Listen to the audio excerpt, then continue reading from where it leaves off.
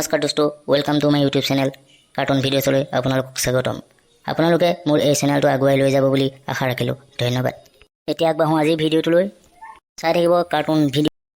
কুকুৰৰ নেচ মালিচ কৰি জানো পোন কৰিব পাৰি, মেকুৰীক যিমান শিকালেও।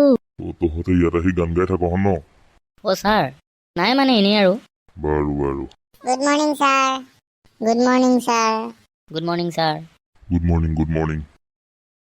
বাৰু এতিয়া ক্লাছ আৰম্ভ কৰোঁ। Okay sir. ছাৰ। আৰু আজি তহঁতক জীৱ জন্তুৰ বিষয়ে সুধোঁ। Okay sir. আৰু প্ৰথমে দীপুৱে কহন কুকুৰৰ বিষয়ে। Okay sir. সাজি সাজি নকবি আকৌ, মনে সজা কাহিনী। হ'ব ছাৰ। ছাৰ শুনক তেন্তে। আমাৰ কুকুৰবোৰ আচলতে বহুত প্ৰকাৰৰ, ৰঙা, বগা, ক'লা, পখৰা আৰু মুগা। সিহঁতৰ দুটা প্ৰজাতি, মতা আৰু মাইকী, আৰু সিহঁতৰ বিভিন্ন নাম আছে, যেনে ৰকী, জগু, টমি আৰু কিবা কিবি ধেৰ ছাৰ। আগতে কুকুৰৰ ইমান ডিমাণ্ড নাছিলে, কিন্তু আজিকালি অলপ দিনৰ পৰা সিহঁতৰ ডিমাণ্ড বাঢ়ি গৈছে।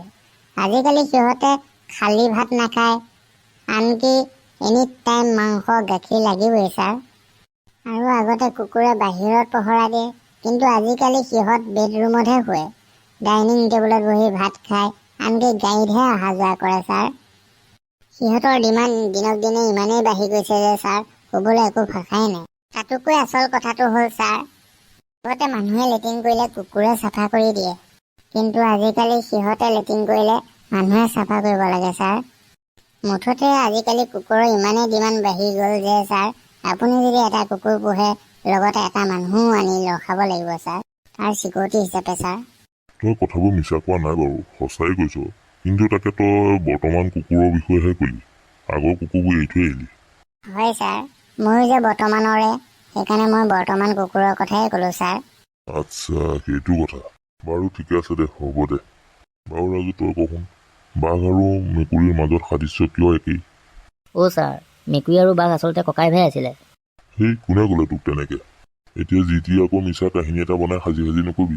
অ'কে ছাৰ, শুনক তেন্তে। আজিৰ পৰা বহু বছৰৰ আগৰ কথা ছাৰ, 1735 চনৰ কথা। এখন ডাঠ হাবিৰ মাজত এহাল মেকুৰী আছিল। সিহঁতে অতি সুন্দৰভাৱে সিহঁতৰ জীৱন নিৰ্বাহ কৰি গৈ আছিল। এনেদৰে দিনবোৰ উকলি যোৱাৰ লগে লগে সিহঁতে ভাবিলে যে আমাৰ সংসাৰখনো অলপ বঢ়াওঁ। ঠিক এদিন সিহঁতৰ 4টা পোৱালি জন্ম হ'ল। এনেদৰে মাক বাপেকৰ যত্নত সিহঁত ধুনীয়াকৈ ডাঙৰ হ'বলৈ ল'লে। এদিন মাক বাপেক নাছিলে আৰু গোটেইকেইটা পোৱালীয়ে বাহিৰতে খেলি আছিলে। তেনেতে এটা সিংহ আহি 2টা মেকুৰীক কিডনেপ কৰি লৈ গ'ল ছাৰ। এই তই সাজি সাজি কৈ আছ? নহয় ছাৰ, গোটেই কাহিনীটো শুনিলেহে আপুনি বুজি পাব। ক তেন্তে, সোনকালে ক। তাৰপিছত মাক বাপেকে বহুত বিচাৰি কেনিও সন্ধান উলিয়াব নোৱাৰিলে। তাৰপিছত সিহঁত 2টা আশাবাদী বাকী থকা পোৱালি 2টাকে ডাঙৰ দীঘল কৰিবলৈ ল'লে। ইফালে সিংহই ই 2টা পোৱালীক বহুত মৰমেৰে ডাঙৰ দীঘল কৰিবলৈ ল'লে। বহুত মাংস খাব দিবলৈ ল'লে, যাতে সোনকালে ডাঙৰ হয়। লাহে লাহে চিকাৰ কৰিবলৈ শিকালে, আৰু সিহঁতে খাই খাই বহুত ডাঙৰ হৈ গ'ল। এদিন বনত ঘূৰি ফুৰোঁতে হঠাৎ সেই মেকুৰীকেইটাক লগ পালে, মানে ভায়েক ভনীয়েকক লগ পালে, আৰু দেখিলে সিহঁত বহুত সৰু হৈ আছে। আৰু তেতিয়াই চবেই নিজৰ নিজৰ চিনাকি দি নিজৰ নিজৰ জেগালৈ উভতি গ'ল, আৰু সিহঁতে প্ৰতিশ্ৰুতি দিলে যে আমি সদায় ককাই ভাই হৈয়ে থাকিম। তোৰ কথাখিনি সঁচা জানো? সঁচা ছাৰ।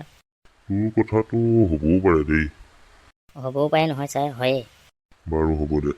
বাৰু ইঞ্জিন তই কাইলৈ ভালকৈ পঢ়ি আহিবি দেই, তোৰ পৰা কাইলৈ শুনিম। অ'কে ছাৰ, হ'ব ছাৰ। তেন্তে আজিলৈ ক্লাছ সামৰোঁ। Okay sir. আজি মোক একোৱে নুসুধিলে ছাৰ, মই বাচি গ'লোঁ দেই। তহঁত দুটাই কিন্তু ভাল সাজি সাজি কথা ক'ব পাৰ দেই। এনেই যি টি কাহিনী এটা কৈ ছাৰক শুনাই দিলোঁ আৰু। ঠিক আছে যে আজিলৈ আমিও গৈ থাকোঁ বৈ। গৈ থাকোঁ বৈ। ঠিক আছে বৈ তেন্তে।